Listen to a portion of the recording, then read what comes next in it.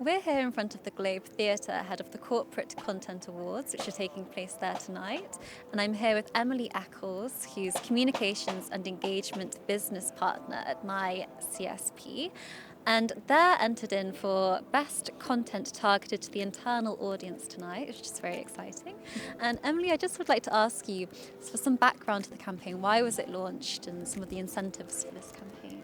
Yeah, so our campaign was the Civil Service Pensions Podcast. As MyCSP as a company administers the scheme for all civil servants, their pension scheme, and we were looking to kind of reduce the number of opt-outs of the scheme and really engage with our younger members, so people between the ages of 18 to 45 who, rightly so, won't be prioritising their retirement right now, will be thinking about other things.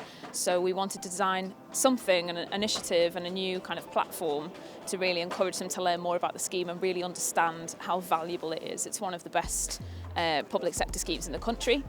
So that was kind of the thinking behind it, and that's what we wanted to do.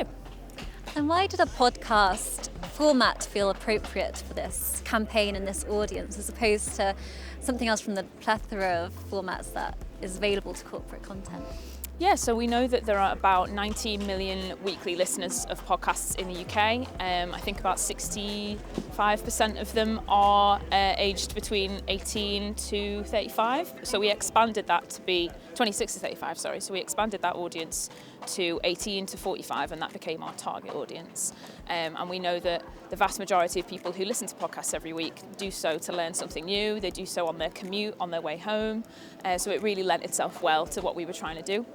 A big part of the campaign was an effort to shift perceptions about pensions away from being something to deal with just in work and at your desk, and towards it being a crucial, important financial tool for your personal future. So a podcast really made sense to us in that way. We did a lot of research around other podcasts in the pension space and in the financial space, and none of them were really kind of hitting the mark except for one or two, which actually ended up serving as our inspiration for the Civil Service Pensions Podcast at the end. Interesting. And finally, Emily, could you just give us some insight into the impact of the podcast and this campaign? Yeah, so we've done 2 seasons so far. We're now on with planning our 3rd. So there's about 18 episodes that are publicly available on Spotify, Google, wherever you get your podcasts. We've had, I think to date, I checked the numbers this morning, about 63,000 downloads, and we're safely in the top 10% of all podcasts launched in the UK. And we've been in that kind of bracket consistently since we launched in 2022. We've had a plethora of positive feedback from our members, ranging from, this is one of the best things the civil service has ever produced. Could we do podcasts about other things that affect civil servants on a global scale, things like pensions and tax, things like 2015 Remedy, and their feedback has really fed into our content plans going forward, so it's really become a collaborative effort.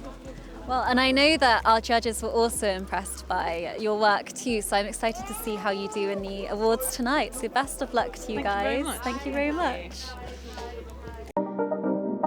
you very much.